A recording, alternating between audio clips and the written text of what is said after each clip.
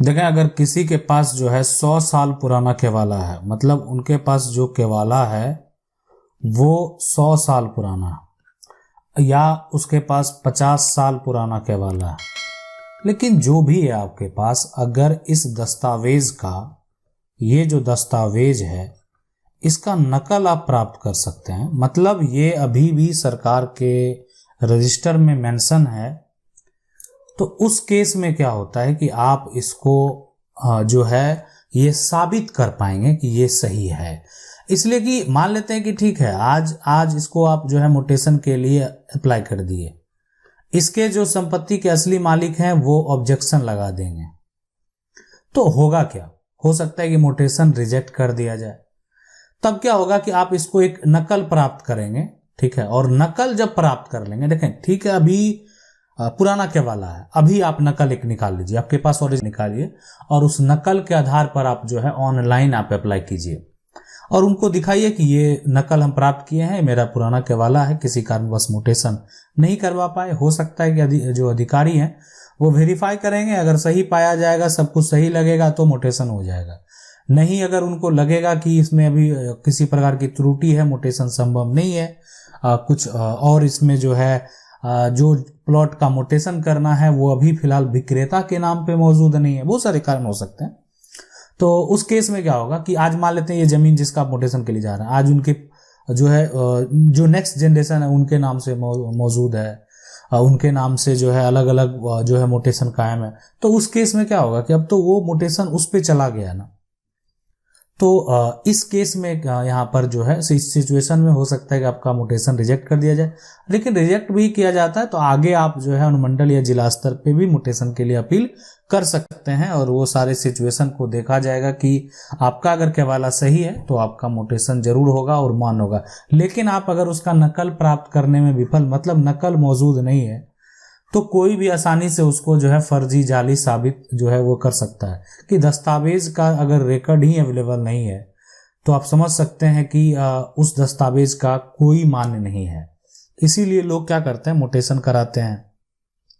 हर साल टैक्स देते हैं, ऑनलाइन प्लेटफॉर्म पे लाते हैं ताकि वो इन्फॉर्मेशन जो हो वो मौजूद रहे। सवाल ऐसा ही है, ये कह रहे हैं कि 100 साल पुराना केवाला है, जमीन दूसरे के नाम से हो गया है, क्या करना होगा? तो अगर दूसरे के नाम से वो हो गया है, नकल प्राप्त कर लें, सिविल कोर्ट में केस फाइल कर दें, ठीक है, कि नकल के आधार पे जो है वो संपत्ति आपकी है और आप अपना दावा जो है वो पेश करेंगे, ठीक है, आप अपना टाइटल का दावा पेश करेंगे, जो जिसके नाम से जमीन हो चुका उसको नोटिस भेजा जाएगा, पूछा जाएगा आप जो संपत्ति का उपयोग कर रहे हैं किस आधार पे कर रहे हैं, कैसे कर रहे हैं, क्यों कर रहे हैं, और उसके बाद जो है उस पे एक्शन लिया जाएगा। सवाल है कि मेरे पिता को बचपन में जो है यहाँ पर लाए जब उनका उम्र 7 वर्ष था, और मेरे पिताजी का जो है Aadhaar card, ration card, voter card, बिजली कनेक्शन सब दादा के नाम से है। जो मेरे पिता को लाए थे वो मेरे पिता को लाए जमीन दूसरे के नाम कर दिए, है ना, कुछ का दाखिल खारिज नहीं हुआ, मेरे पिता इस पर जो है टाइटल कर दिए हैं।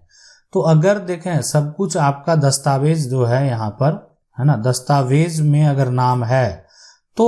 वो दूसरे के नाम, इसलिए कि आप उत्तराधिकारी हो गए फिर, और आप कोई भी व्यक्ति उत्तराधिकारी कैसे होगा? किसी का जो है, अगर पुत्र की बात करें, कोई अगर मान लेते हैं कोई एक पिता है और पिता के पुत्र को ये साबित करना पड़े कि हम उनके बच्चे हैं, तो वो कैसे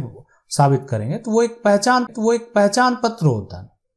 जो डॉक्यूमेंट है, डॉक्यूमेंट में आपका पिता का नाम दर्ज है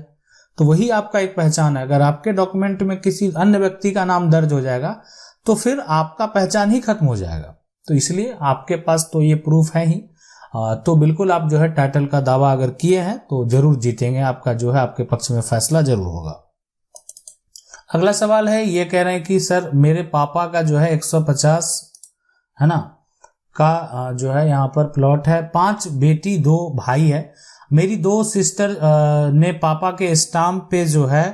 वो एक तरह से अंगूठा ले लिया, वो लोग किसी को हिस्सा नहीं देना चाहते हैं और ना शादी करना चाहती है। पापा अब बहुत वीक हो गए, उनका दिमाग जो है काम नहीं करता, और उनसे जो है कहा कि मैंने पर कोई जो है एक्शन नहीं लिया, मुझे जो है एक तरह से, और पापा से जो है जबरन रिश्ता मैं ऐसा जो है क्या करूं, देखें कुछ भी करें, बेटी को तो अधिकार है, अब तो बेटी कानूनी रूप से अधिकार है, तो अगर आप जो भी करेंगे, जो उनका शेयर है, जो उनका हक है, इसलिए टोटल जो हक होगा, जितनी संपत्ति है,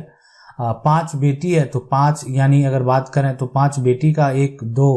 3 4 1 5, और जो ये 2 पार्ट होगा ये बेटा का होगा। तो इसलिए इसमें से 2 अगर कोई लेना चाहती है तो अपना हिस्सा उनका जितना होगा, पहले का दूसरे का, वो ले सकती है, उतना कानूनी अधिकार है उनको, उसमें आप नहीं रोक पाएंगे। अगला सवाल है, सर मेरे चाचा को दान में जमीन मिला है और उसका खतियान है, क्या उसका जो है यहाँ पर कई जो है वारिस है ना, कोई वारिस नहीं है, क्या हम उसको गिफ्ट कर सकते हैं? देखिए अगर चाचा का अगर है, यानी वो जमीन है, उनके नाम से खतियान है, अब कोई उत्तराधिकारी नहीं है, और चाची जो है वो संपत्ति, चाची भी जो है आपको देना चाह रही है, या चाची के ऊपर डिपेंड करता है। चाचा का अगर मृत्यु हो गई, यहाँ पर हो गया, तो उस केस में चाची अगर किसी दूसरे को संपत्ति दे देती है तो फिर वो संपत्ति आपके हाथ से चला जाएगा। चाचा भी नहीं है, चाची भी नहीं है, अब अगर परिवार में सिर्फ आप ही उत्तराधिकारी हैं, तो उस केस में संपत्ति पर जो पूरा हक होगा वो आपका होगा, आपका अधिकार होगा, आप अपना दावा पेश कर सकते हैं। अगला सवाल है, सर मेरा 20 कट्ठा का जो है यहाँ पर रजिस्टर्ड प्लॉट है, पर जो है प्लॉट नंबर, खाता नंबर, चौहद्दी सभी ठीक है। Another person having some plot and khata number is same but his chauhaddi is not matching any corner, that person से, यहाँ पर देखें इस केस में एक्चुअली होगा क्या कि आपका जो प्लॉट नंबर है, मान लेते हैं आपका प्लॉट नंबर 100 है, और ये जो 100 प्लॉट नंबर है ये सही है ना, अगर मान लेते करता है कि जैसे आपका क्या हुआ कि जो प्लॉट नंबर और खाता नंबर, चौहद्दी नंबर सभी ठीक है, चौहद्दी सभी ठीक है, लेकिन अगर कोई अनदर पर्सन जो है सेम प्लॉट पे, तो सबसे पहली बात यह है कि आपका जो जमीन है, अब उसके नाम से वो जमीन कैसे कायम हुआ, ठीक है। अब उसका प्लॉट नंबर, खाता नंबर सेम है, लेकिन चौहद्दी अगर सेम नहीं है तो चौहद्दी 4 टाइम लिखा गया, ये तो इसका मतलब है कि पोजीशन उसका कोई और है, हो सकता है कि उसी खाता का हो लेकिन प्लॉट नंबर मिस्टेक कर गया हो। तो इस केस में अगर किसी का आपका सही है, किसी का जो है गलत है, किसी में त्रुटि है, तो वो दस्तावेज सही नहीं है ना। तो अगर आपका वो सारा सही है तो आपको किसी प्रकार का कोई दिक्कत नहीं होगा। अब अगर इस पे बात करें कि आखिर होगा क्या, देखें अगर वो परेशान कर रहे हैं तो आप उसके खिलाफ कंप्लेन कर सकते हैं, आप चाहेंगे तो एसडीएम कोर्ट में उसके खिलाफ कंप्लेन कर सकते हैं, आप चाहेंगे तो एसडीएम कोर्ट में जो है इसके खिलाफ शिकायत लेकर जा सकते हैं।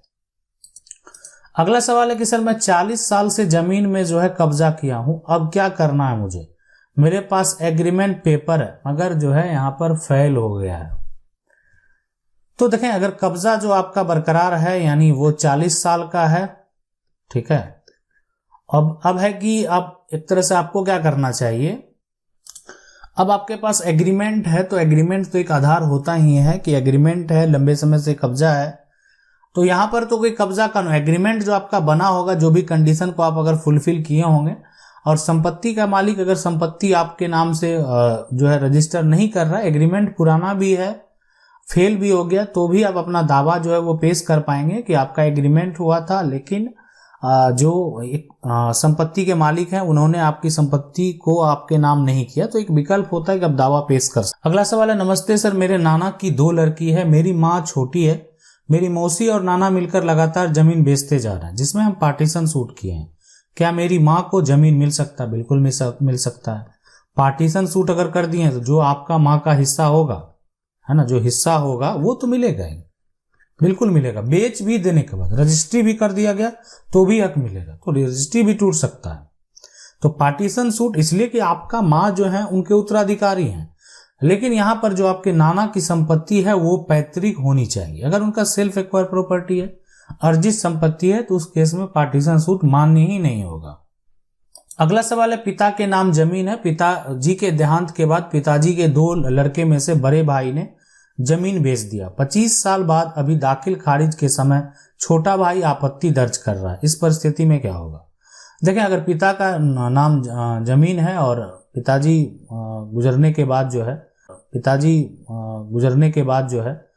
बड़े भाई ने जमीन बेचा है और छोटे को आपत्ति है, तो बिल्कुल आपत्ति दर्ज करा सकता है। इसलिए कि कोई भी बिना बंटवारा का जो है आप जमीन एक भाई नहीं बेच सकते हैं, वो गलत है। उसमें दूसरा भाई का भी सपोर्ट की जरूरत है। अगर वो दूसरा भाई सपोर्ट नहीं किया है तो दूसरा भाई जो है आपत्ति दर्ज करा सकता है। ये उसको जो है विकल्प है। मतलब वो जो है अगर उसको लग रहा है कि उसमें मेरा भी हिस्सा है, मेरा भी हक है, तो वो अपना आपत्ति दर्ज करा सकता है, अपना दावा पेश कर सकता है।